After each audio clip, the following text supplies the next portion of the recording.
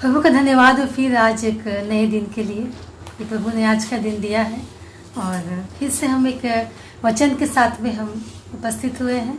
और आप लोग को प्रभु यीशु के बहुत मीठे नाम से मैं मसीह नमस्कार करती हूँ और मैं ये पूरा आशा और भरोसा रखती हूँ कि आप लोग सब भले चंगे हैं।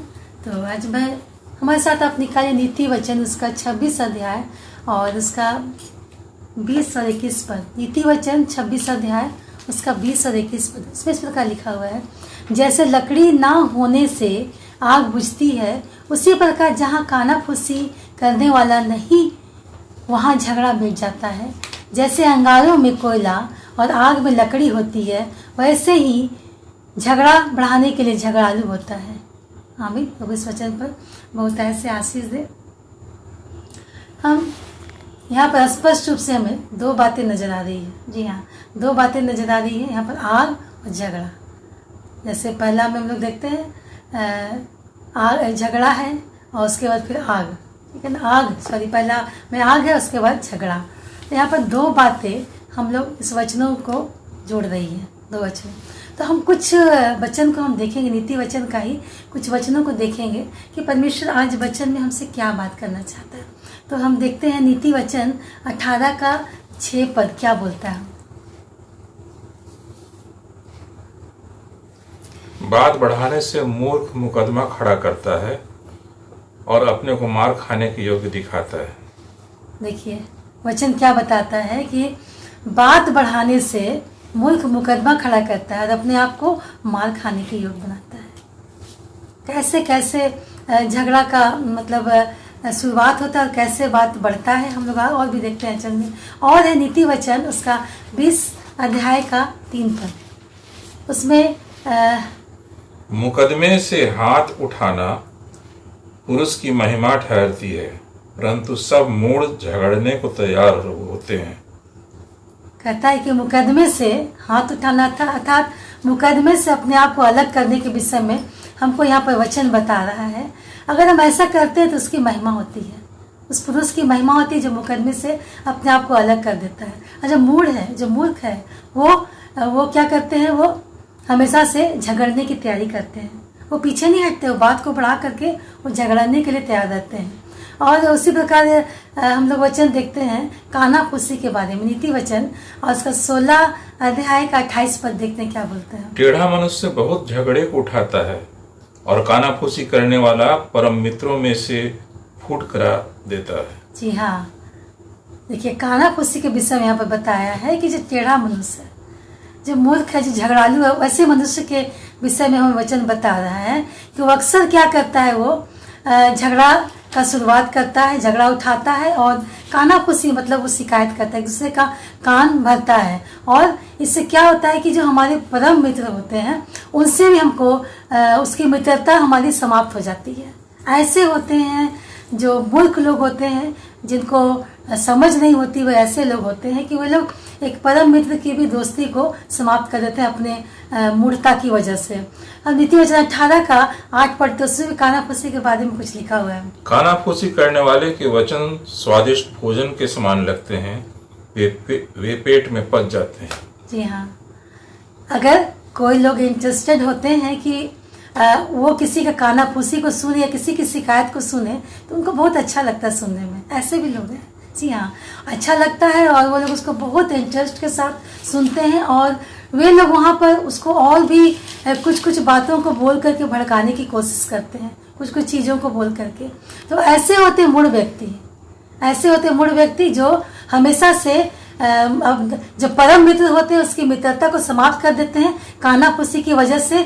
और यहाँ पर बताया कि जो उनका जो बात होता है, जो उनकी कानाफूसी होती है, वो स्वादिष्ट भोजन के समान, अर्थात जो मूर्ख होते हैं, जो मूर्खता के विषय में रहते हैं, उनको ये शिकायत की बातों को सुनने में अच्छा लगता है और उनको वो स्वादिष्ट भोजन सा महसूस होता है। और यहाँ पर देखिए नीति वचन 17 का 1 क्या बोलता है। चैन के साथ सूखा टुकड़ा उस घर की अपेक्षा उत्तम है जो मेल बलि पशुओं से भरा हो, परंतु उसमें झगड़े रगड़े हों। आमीन। यहाँ पर वचन बता रहा है कि चैन का, जी हाँ, स्पष्ट रूप से वचन हमको बता रहा है, चैन के साथ सूखा टुकड़ा, सूखा टुकड़ा मतलब जो शांति के विषय में बोल रहा है। किसी घर में अगर चैन है, शांति है, तो वहां पर अगर हम रूखा सूखा खाते हैं तभी भी हम पाते हैं कि वहां पर जो मतलब जो बहुत उत्तम भोजन करता है उससे उत्तम है। हम सूखा रोटी खा करके हम उत्तम बातों को हम अपने जीवन में हम उसको लागू करते हैं।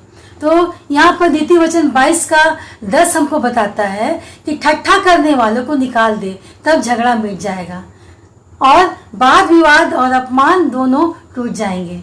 यहाँ पर कहता है कि जो ठट्ठा करते हैं अर्थात जो दूसरे का मजाक उड़ाते हैं, दूसरे की शिकायत करते हैं, वैसे मूर्ख व्यक्तियों के विषय में यहाँ पर वचन बता रहा है कि वैसे लोगों को अपने से अलग रखना चाहिए, अपने से उसको बिल्कुल अलग रखना चाहिए, ताकि वे लोग जो है झगड़ा का जो बात करते हैं वो उस जगह से, उस घर से वो झगड़ा समाप्त हो जाएगा, झगड़ा मिट जाएगा। तो हमें ऐसे लोगों के साथ बिल्कुल संगति नहीं करना चाहिए जो मूर्ख है, जो झगड़े की बात को करते हैं। ऐसे लोगों से अपने आप को बिल्कुल अलग करके रखना है, वाद विवाद नहीं करना है इनके साथ में ना, ताकि वाद विवाद करने से वो झगड़ा बढ़ता चल जाता है।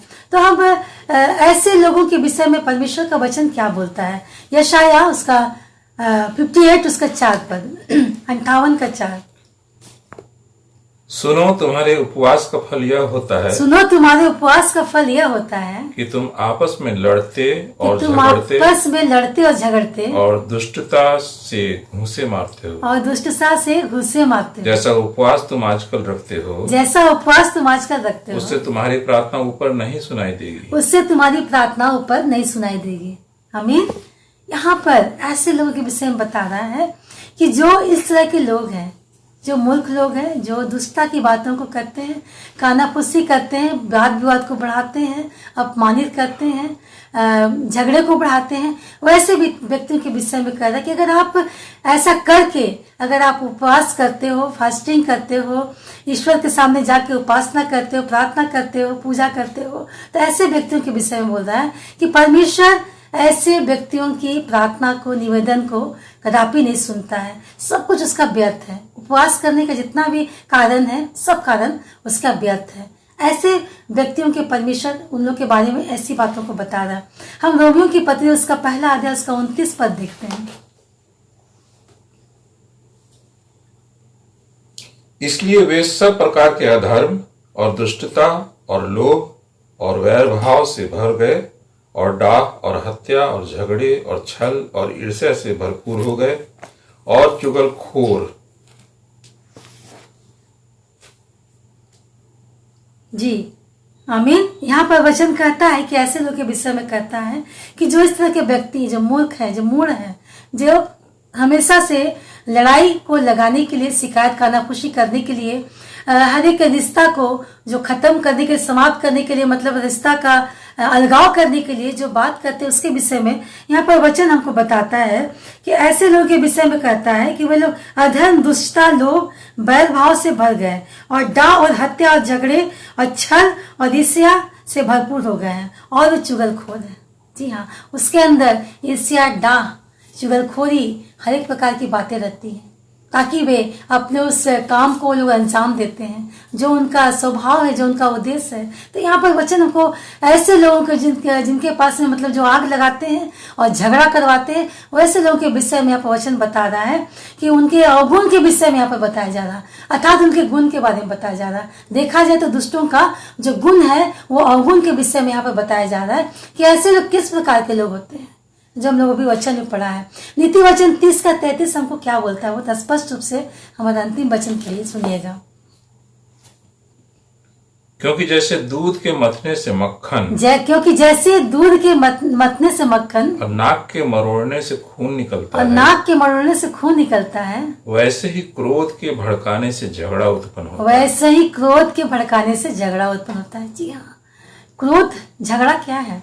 जब तक इंसान को क्रोध नहीं आता है तब तक वो कभी झगड़ा नहीं कर सकता किसी के साथ। जी हाँ, क्या है कि अगर हम किसी को क्रोध की वजह से झगड़ा होता है और अगर हम देखते हैं कि उनको आत्मिक रूप से नासमझी है, उनके अंदर में वो सारे अवगुण जो अभी हम लोगों ने पढ़ा कि उनके अंदर जो जो गुण है, इसका डाह और चुगलखोरी, सब बातें, दुष्टता की बातें जिनके अंदर रहती है, वे लोग क्रोध को भड़काने के लिए वो लोग काम करते हैं। अर्थात जो कहते हैं ना कि पानी जब तक हम लकड़ी आग लगाते हैं तो लकड़ी की जरूरत पड़ती है, और जब लकड़ी समाप्त हो जाती है तो आग भी बुझ जाता है।